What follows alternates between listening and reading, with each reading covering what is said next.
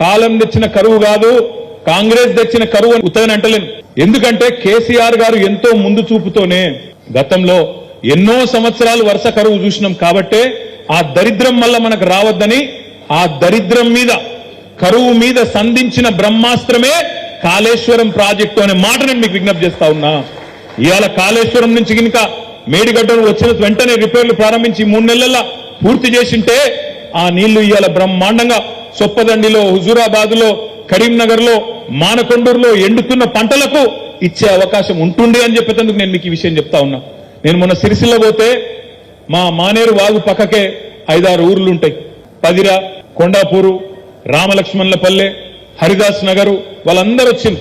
అందరూ వచ్చి ఆవునూరు వాళ్ళందరూ వచ్చి అడిగిన, అన్న పంటలు ఎండిపోయేటట్టున్నాయి, ఆ చెక్ డ్యాంలకు నీళ్లు వచ్చేటట్టు చేయండి అన్నారు. చెక్ డ్యాంలకు నీళ్లు రావాలంటే ఏం చేయాలి? నేను కింద మేడిగడ్డ దగ్గర పంపు చాలు చేస్తే ఆ నీళ్లు మిడుమానేరుకు వస్తే, మిడుమానేరు నుంచి మల్లన్న సాగర్కి వస్తే, మల్లన్న సాగర్ నుంచి కూడెల్లి వాగులో వస్తే ఆ వాగులకు వెళ్లి మా మానేరులకు నీళ్లు వస్తుండే కేసీఆర్ ఉన్నప్పుడు. కానీ ఇలా ఈ సన్నాసి రేవంత్ రెడ్డి వచ్చినాక ఆయనకి ఏదీ తెలియదు. కాళేశ్వరం ఏందో తెలియదు, మేడిగడ్డ ఏందో తెలియదు, మల్లన్న సాగర్ తెలియదు, చెరువులు నింపుడు తెలియదు, వాగులలో నీళ్లు పోసుడు తెలియదు, రైతుల పంటలు కాపాడు అంతకంటే తెలియదు.